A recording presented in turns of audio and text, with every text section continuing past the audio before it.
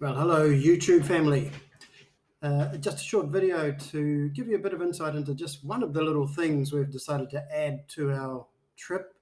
Obviously, when you're planning a trip like this, there's loads of things to consider. There's the flights, there's travel insurance. For us, of course, we've had to organise motorcycles to pick up to get across America on.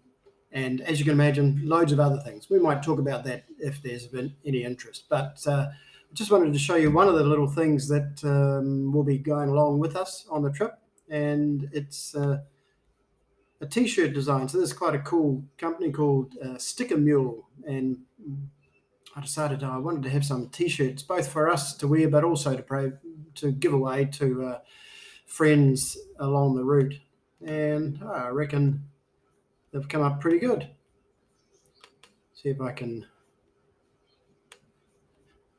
enlarge in it. There we are. Okay, so there you are. So there's a T-shirt that we'll be wearing on Route 66. And there's the, let's see if I can show the woman's version. So anyway, just a little thing, something else you can add to the fun and excitement, and something else to fill in your day designing T-shirts. Anyway, we'll look forward to speaking again soon. Thanks. Bye for now.